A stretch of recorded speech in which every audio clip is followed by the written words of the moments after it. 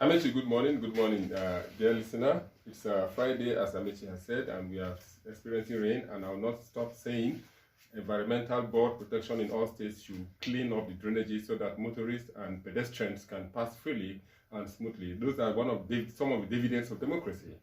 Amechi is... and the people should desist from throwing garbage out from sachet water, vehicles, and anyhow they should Good. properly dispose of such. Very well. Amechi, it's Monday morning, and we have heard the governor of Ondo State shouting on top of his voice that if the governor of Katsina State is allowed to arm his vigilante corps with arms, the Amotekum vigilante group will also be armed. Amechi, he said one striking thing that we are in a country where one part is favored and the other is not favored. And that is very deep, I must say.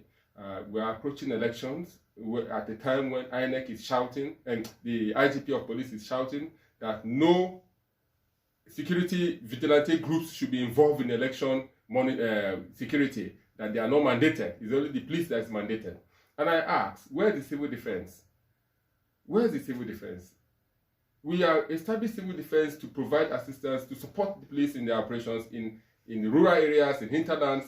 Why don't you The civil defense is to protect public assets and infrastructure, primarily. That's their primary responsibility. If you go to most markets, you see civil defense. If you go on the street during WAEC examination, during JAM examination, you see civil defense detachment attached to this to candidates. So I ask, if Nigeria is a federal government and a governor who is the governor chairman of Southwest governors is shouting top of his voice that this is happening, I think the federal authorities, those in charge, should react immediately so that it will not go out of board. You know, Benue State governor said he established Benue Vigilante Corps and is going to arm them with Volunteer Corps, and he was going to arm them with AK-49.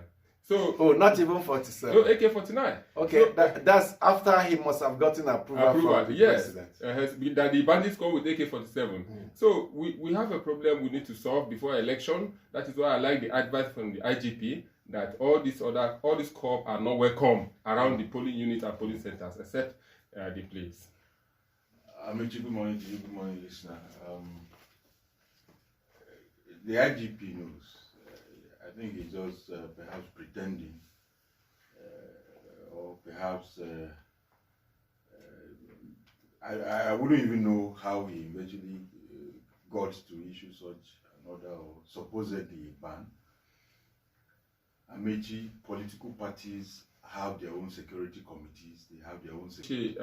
We know that it was tug of war before arms were approved for the Nigerian Security and Civil Defense Corps, and we know that before you get permission to carry license to carry rifle, you must pass through the Nigerian Police Force.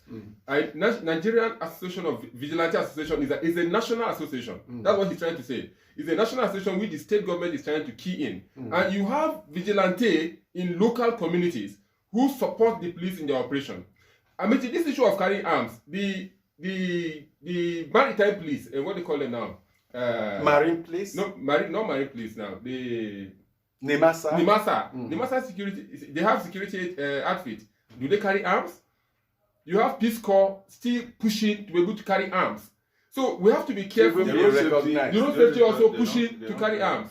So we have to be careful. Who do you license? Okay. All these are supposed to be function of the Nigerian police. So why don't you recruit all these people into the Nigerian police and let's have a bigger Nigerian police beyond 400 personnel that we have. So now the Ondo State governor was reacting to the video he saw. Did he reach out to the authorities to get clarifications? Apparently not, based on the tone of that letter. That's why we said, let's speak to our man on ground to put 2 and 2 together to see whether we can get 4. The training is on. Whether the explanation holds water is what I don't know. Considering the fact that there's this perception, perception is always stronger than reality. And so, Teve is one that has always cautioned against state police, creation of state police, but it's becoming clearer by the day that in spite of its inadequacies, state police is the way to go. Some northern governors and traditional rulers that were strongly opposed to it before have caved in. They have said there's need for a creation of state police. Yes, we see what Ebubeagụ is doing in Imo State and even in Ebonyi State, where they have been accused of becoming a terror arm of the government. But my stake is that we can always find solutions to those isolated cases. The gains we are to get from state police, would they be much more than the losses, the pains we get from it? If we run into problems, can't we see ways of resolving them? Nigeria is the only federal system, federal country, a country with a federal system of government that you have only one police system. How has that helped us? I mean, you see, we need to. Fine, we'll get there when we eventually would, but, you know... public funds, paid and maintained by public funds, but channeled to provide private security. The police question to answer. Yes. So how did she get a police orderly attached to her?